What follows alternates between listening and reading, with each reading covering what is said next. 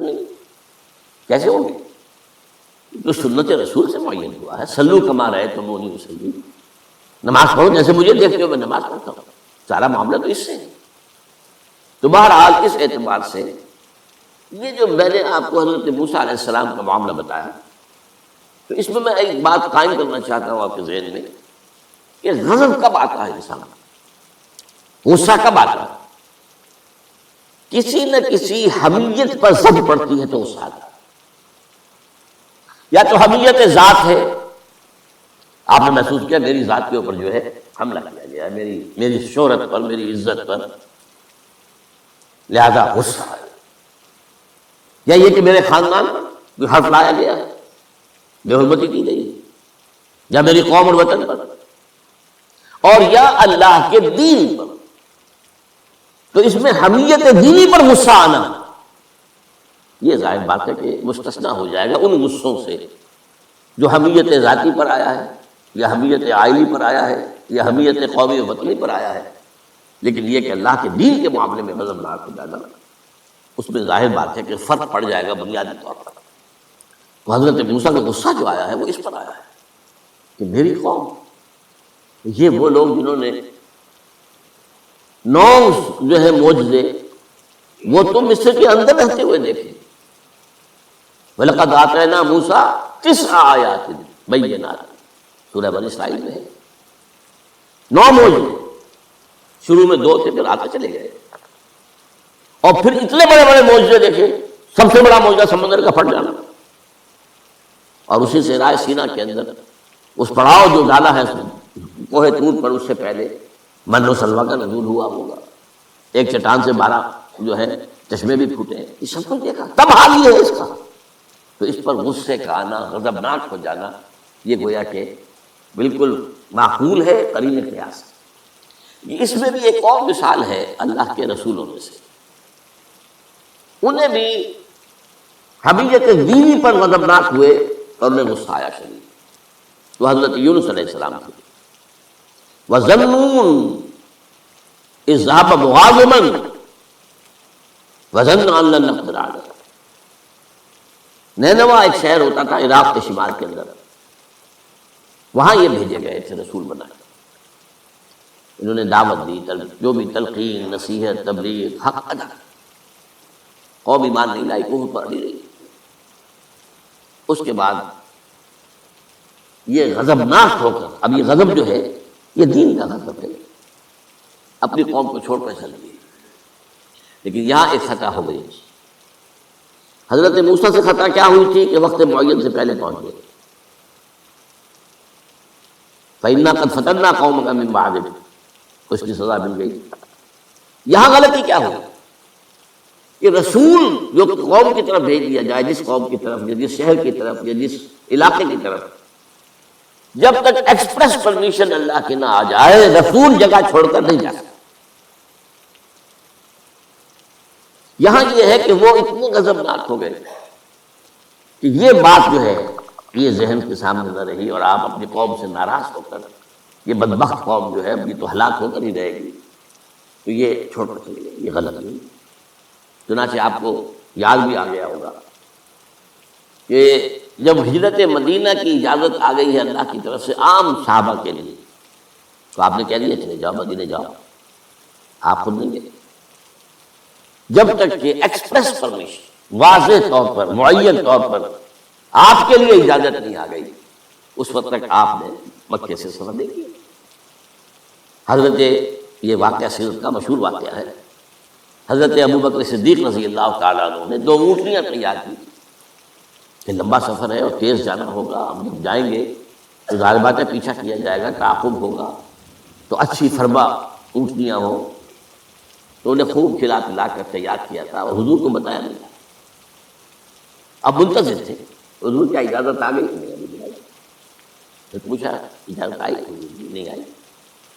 اب حضرت عائشہ فرماتی ہیں اور نکاح میں آ چکی تھی حضور، لیکن تھی ظاہر بات ہے کہ 6 سال کی عمر میں نکاح ہو گیا تھا، 9 سال کی عمر میں بدائی ہوئی ہے، بعد میں مدینے میں. تو ان کی روایت ہے کہ ہم نے دیکھا کہ دوپہر کے وقت حضور چلے آ رہے، تشریف لا رہے. اب یہ بات بڑی غیر معمولی تھی. عرب میں یہ جو وقت ہے قیلولے کا، ظہر اور عصر کے درمیان، اس میں بازار بھی بند ہو جاتے ہیں، آفیسز بند ہو جاتے ہیں، اور یہ کہ کسی کے گھر آنا جانا، اللہ یہ کہ آپ کو کھانے پر بلایا ہو دوپہر کے بعد، دوسری ہے ایک آنا جانا نہیں ہوتا، وزٹ نہیں ہوتا۔ تو بڑے حیران ہوئے تو حضور نے اپنا چہرہ وغیرہ چھپایا ہوا بھی ہے اپنے رومال میں، تشریف لائے اور آ کر کہا کہ میں اندر آنا چاہتا ہوں۔ حضرت ابو بکر تشریف لائیے، یہ تو آپ کی اب ظاہر بات ہے، حضرت عائشہ سے نکاح تو ہو چکا تھا، وہ تو محرم تھی، یہاں کوئی نامحرم نہیں ہے، آپ آئیے۔ آ کر آپ نے کہا کہ ابو بکر اجازت آ گئی۔ اب حضرت ابو بکر کی خوشی کا ٹھکانہ نہیں تھا، دل میں سوچتے تھے کہ اب مجھے شاباش ملے گی۔ عرض کیا حضور میں نے 2 اونٹنیاں تیار کر رکھی ہیں، خوب کھلا پلا کر سربا کیا ہے، تیار کیا ہے۔ حضور نے تھوڑا سا توقف فرمایا، اچھا میں 1 اونٹنی میں استعمال کروں گا، لیکن میں اس کی قیمت ادا کروں گا۔ حضرت ابو بکر رو پڑے کہ حضور کیا مجھ سے بھی مغایرت ہے؟ میں نے اپنے جان و مال میں سے کون سی چیز آپ سے بچا کر رکھی؟ سارا مال آپ پر خرچ کر رکھا۔ آپ نے اشارہ کیا حضرت عائشہ کے بارے میں، تو ایک مرتبہ پوچھا ہے کہ وہ تو آپ کی بھتیجی ہے، کیسے آپ کے نکاح ہو؟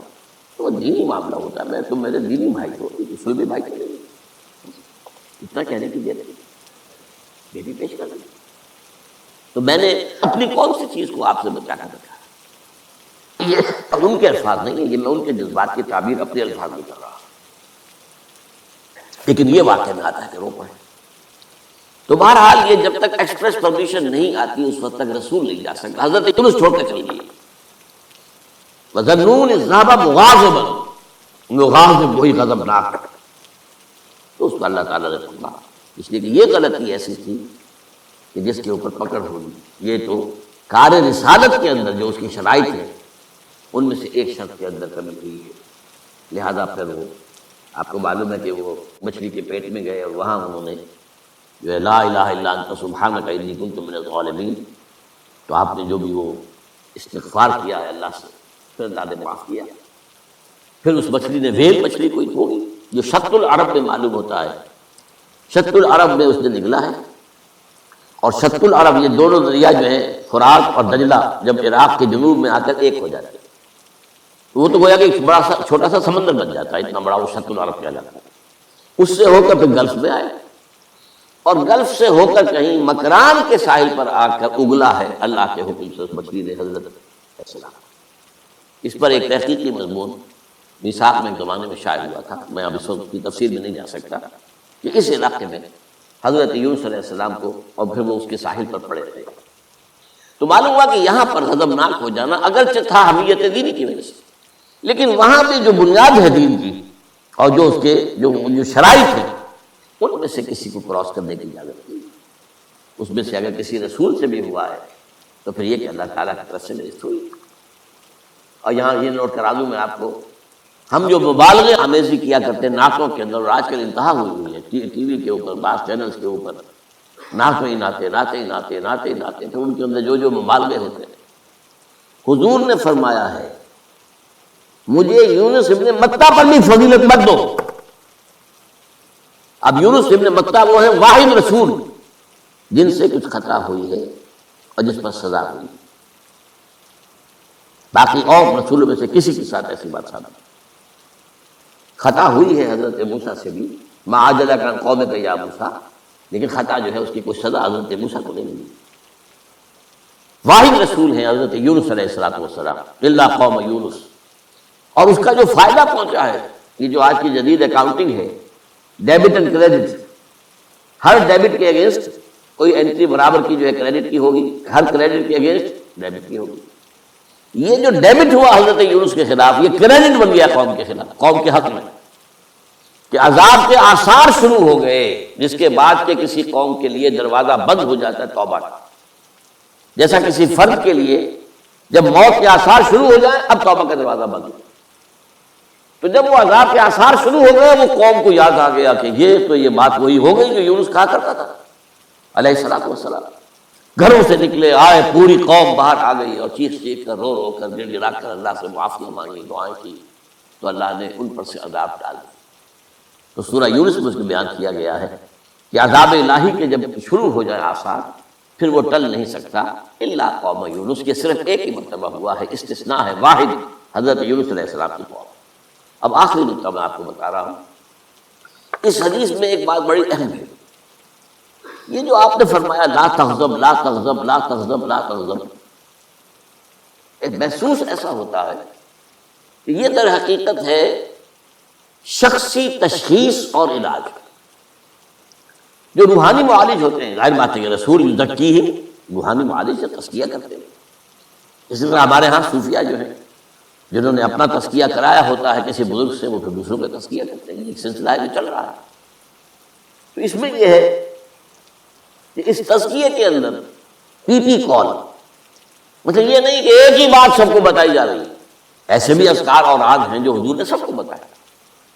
ہر نماز کے بعد بعض اذکار ہیں، اللہم اعنا علی ذکرک و شکرک و حسن عبادتک، ایک وہ ہے اللہ تعالیٰ کے حضور کی طرف سے کہ یہ پڑھا کرو، آپ پڑھا کرتے ہیں، یہ سب کے لیے۔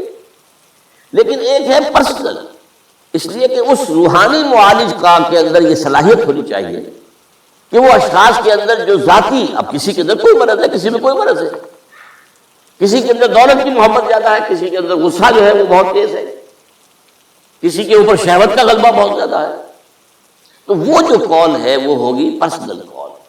یہ گویا کہ ایک پرسنل پرسکرپشن ہے اس شخص کے لیے کہ معلوم ہوتا ہے کہ اس کے اندر یہ غضب کا غصے کا معاملہ جو ہے وہ ضرورت سے زائد تھا، لہذا اسے حضور نے تکرار کے ساتھ اسی کا مشورہ دیا، اسی کی نصیحت فرمائی۔ سبحانک اللہم و بحمدک لا الہ الا انت سبحانک انی کنت من الظالمین۔